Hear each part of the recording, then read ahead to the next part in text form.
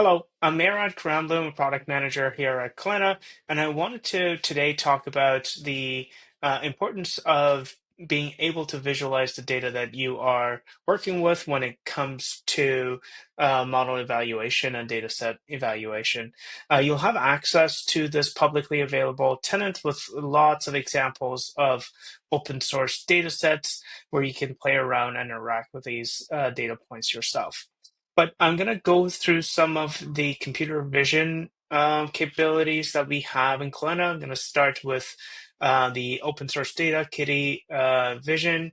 And in this case, we are looking at this is an autonomous vehicle problem with 3D bounding boxes overlaid on top of the image. Here you can see that we have capabilities of showing two-dimensional and three-dimensional bounding boxes on the image. And if I scroll down, the thing that I wanted to highlight here is ability to view point cloud information. This is PCD files, which is important when your data involves LiDAR. And then here you can see these are model inferences, and the white boxes back there are ground truth bounding boxes on this LiDAR image.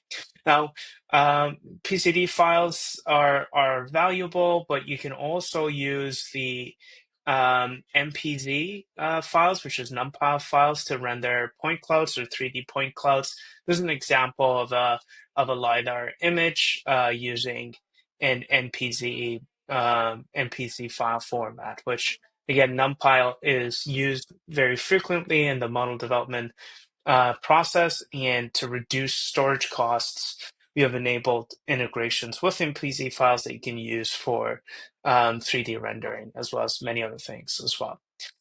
Moving on, we have capabilities of showing semantic segmentation or semantic overlays for semantic segmentation problems.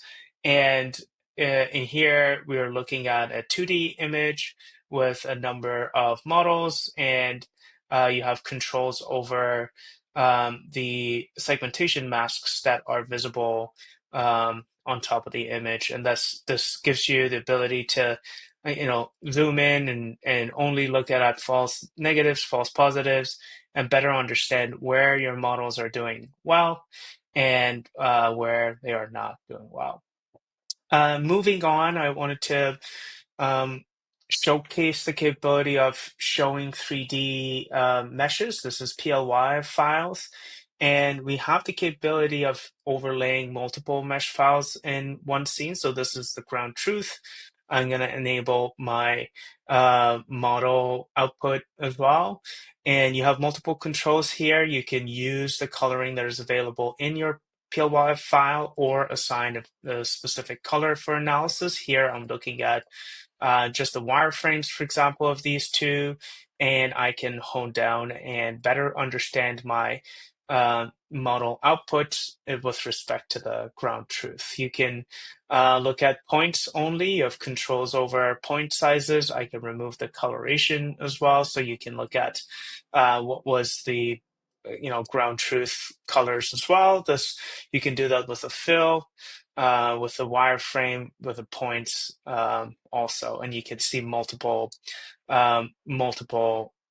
versions of this, or multiple overlays of PLY files in one scene, or you can see them side by side when you are comparing multiple model results. Moving on, we have a lot of 2D, 3D support. This is an example of a three-dimensional polyline support. Here's a human pose estimation problem. And here you can see multiple polylines in 3 dimensions. And yeah, these points could have labels that you can see and filter through here. Moving on, for another capability, I want to showcase the ability to view videos as well as frame-based or sequential-based bounding box or labeling support. In this case, we're looking at ground truths, and we have 2D bounding boxes that are associated with each frame of this video. And we are, again, autonomous vehicle problem set, looking at individual pedestrians with the risk of them crossing the vehicle or not. And then we have the traditional 2D bounding box and 2D point identification as well. Here is just an image. We have the polyline that identifies the person's points of interest, and we have bounding boxes that show a specific person that are highlighted on the ground truth. And corresponding to that would be your model inferences. You can have these available as well. So you can look at model performance. You can see the confidence score of each bounding box to better understand how the model is doing. In addition to this, we have a number of other capabilities for other types of problems.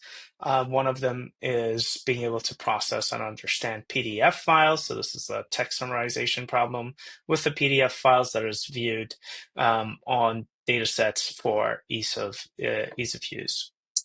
Thank you very much for listening.